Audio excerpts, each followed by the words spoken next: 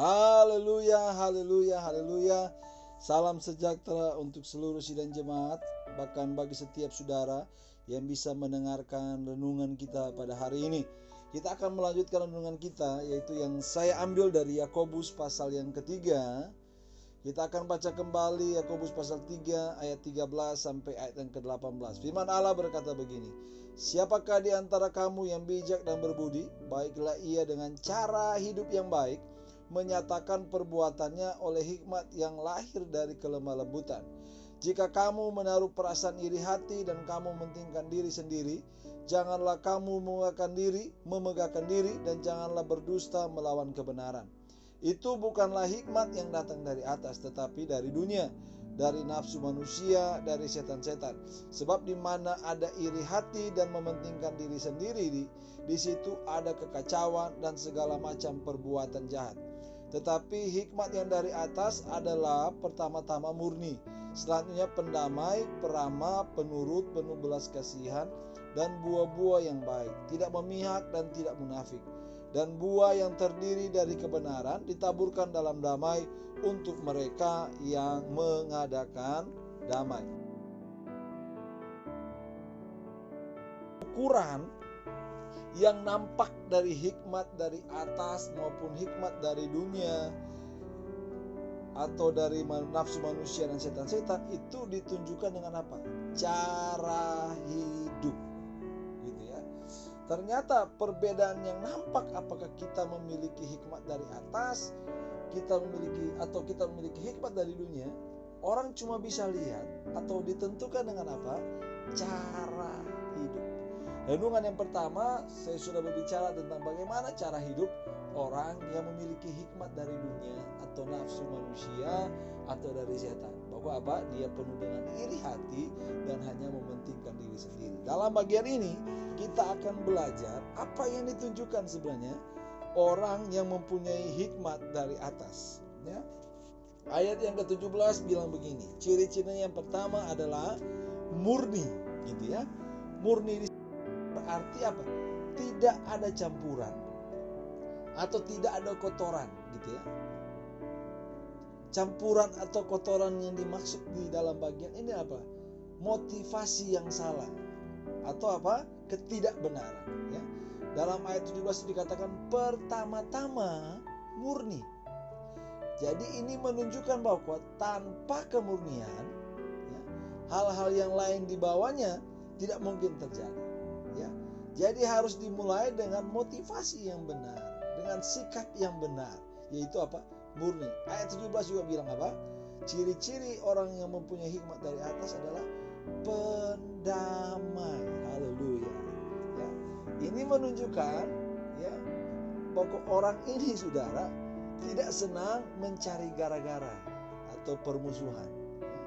Dia tidak senang membalas kejahatan dengan apa? Dengan kejahatan. Dia tidak senang mengadu domba, tetapi sebaliknya senang mendamaikan, ya. Tetapi perlu diingat, saudara, bahwa pendamai ini bukannya orang yang lebih senang kompromi, gitu ya. Tetapi dia tetap menegakkan kebenaran tanpa kompromi. Amin.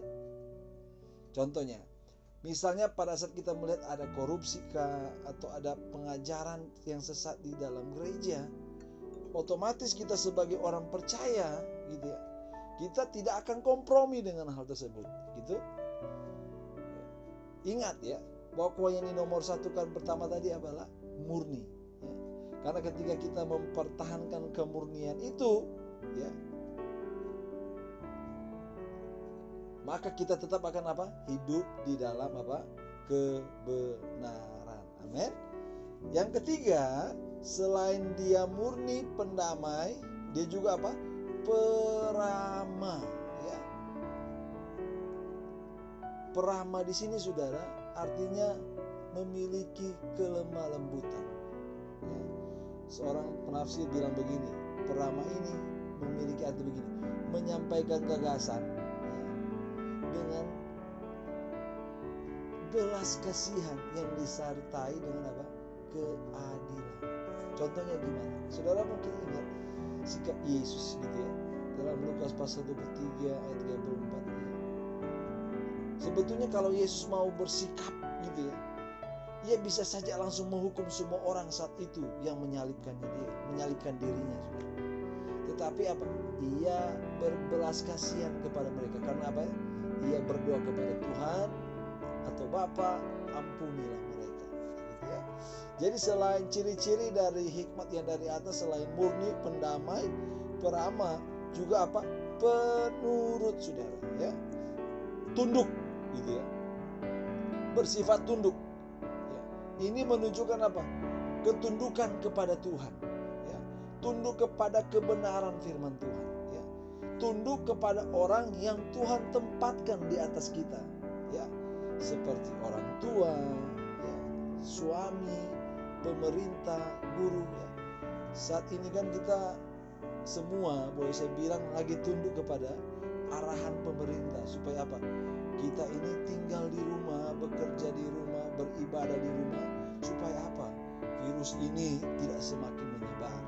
Ya. Itu baik, kita belajar tunduk gitu ya. Ini juga menunjukkan bahwa orang yang tunduk ini, dia ini tidak keras kepala. Tapi dia mau belajar menyerahkan ya, pendiriannya kepada orang yang Tuhan tempatkan di atas. Wah. Yang berikutnya sudah, selain penurut, bahwa hikmat yang dari atas ini apa? Penuh belas kasihan yang ditunjukkan dengan apa? Buah yang baik. Belas kasihan ini yang dimaksud dalam bagian ini bukan belas kasihan yang hanya ditunjukkan dalam perasaan saja, saudara. Tetapi juga apa? Dinyatakan dengan tindakan praktis, ya, yaitu apa? Menolong orang yang dikasihani itu. Masalahnya begini kan, banyak saat ini, hari-hari ini banyak yang lagi dalam kesulitan. Wah, kasihan ya. Saya nggak usah bicara yang di luar, tapi kita berbicara dulu yang di dalam gereja. Kita seringkali cuma sekedar ngomong belas kasihan, tapi tanpa tindakan nyata. Maaf, saya harus bilang itu bukan belas kasihan. Terus dia bilang apa? Tidak memihak. Ini berarti bahwa orang itu selalu bersikap adil, ya. Bersikap adil, ya. Kalau dalam keluarga ya, tidak ada yang namanya anak emas atau anak tiri, gitu ya. Begitu juga dalam kita bergereja, tidak ada yang wah kita karena dia selalu dekat dengan saya, gitu ya. Bukan berarti kita harus selalu bersikap memihak kepada orang itu, tapi tidak memihak di sini kita harus melihat standar kebenarannya. Ada kebenaran yang kita tetap pegang, ya. Terus apa? Tidak munafik. Ya. Apa maksudnya tidak munafik? Tidak bermuka dua atau tidak suka apa? Bersandiwara. Ya. Kata munafik ini seringkali dalam bahasa Yunani yang dipakai untuk apa? Menggambarkan orang yang pakai topeng lalu tampil di depan panggung. Nah, seringkali apa? Dia menampilkan pribadi orang lain dan bukan dirinya. Itu yang disebut apa? Munafik. Terus dia bilang apa?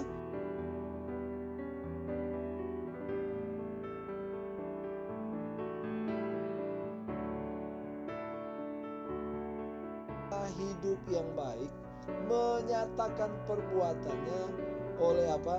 Hikmat yang lahir dari kelemah lembutan. Kalau saya baca dalam sebuah terjemahan bilang begini, saudara. Baiklah ia menyatakan oleh hidupnya yang baik, baiklah ia menyatakannya oleh hidupnya yang baik, oleh perbuatan yang dilakukan dalam kerendahan hati yang datang dari apa? Dari hikmat. Jadi boleh saya bilang begini, ternyata kerendahan hati datang dari hikmat. Atau dengan kata begini, hikmat ini menimbulkan apa? Kerendahan hati. Amin. Mari biar